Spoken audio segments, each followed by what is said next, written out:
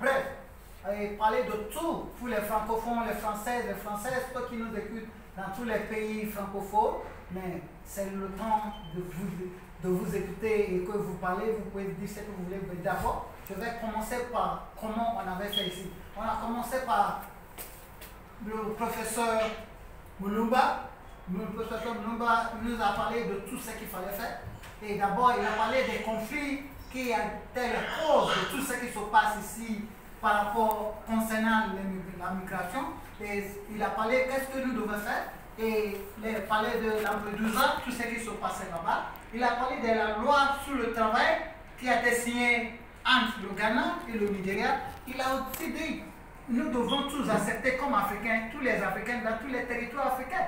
Et ça, c'est vraiment génial, c'est ce que j'ai vraiment gardé dans tout ce que monsieur avait dit. Ça veut dire que tous les Africains doivent être acceptés dans tous les territoires africains. C'est très intéressant. Et en tout cas, il a parlé d'intervention et d'augmentation de tous les immigrants.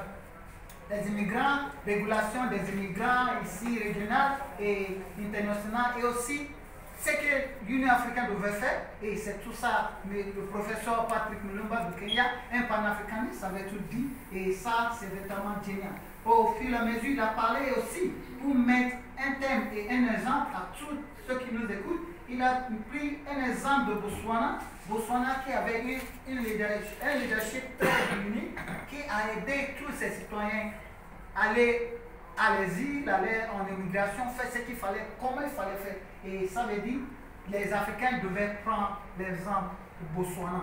Maintenant, après cela, on a la docteure Okanze du Ghana, nous le connaissons comme nos mamans. Et elle aussi, d'abord, elle avait remercié d'abord l'organisateur de sommet, le président de GIFA, ça veut dire Bayomi, à Djibola. Et aussi, là, elle avait parlé de tous ces dilemmes qui se passent, des dilemmes qui se passent en Moyen-Orient, tout ce que les filles ils ont traversé, plus de 2000 Ghanéens qui s'étaient retrouvés au Liban, et comment ils les ont ramenés, rapatriés au Ghana, et d'abord uniquement par rapport à un rapport fait de la migration par l'Union africaine, et aussi le travail qu'on avait fait durant ce temps-là, Covid-19.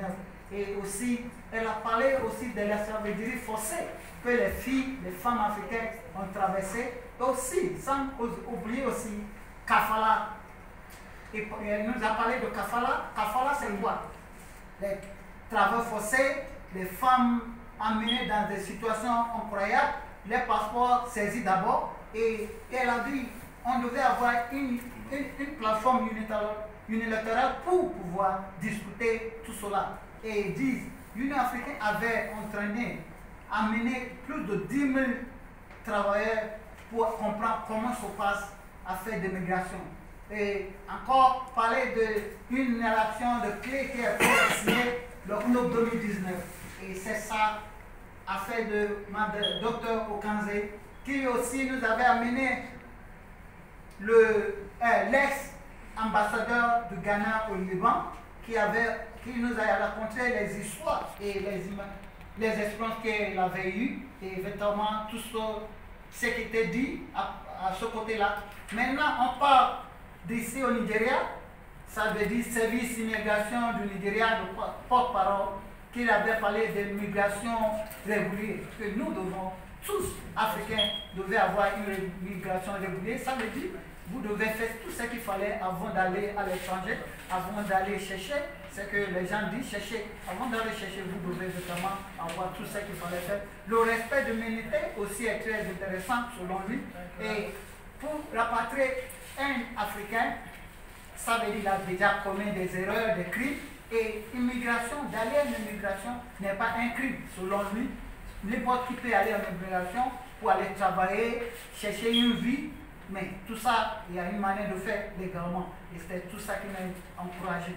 On ne va pas jamais oublier George Gandeux de l'International Organisation de Migration, qui nous avait tellement parlé de tout ce qu'il fallait faire par rapport aussi à la migration.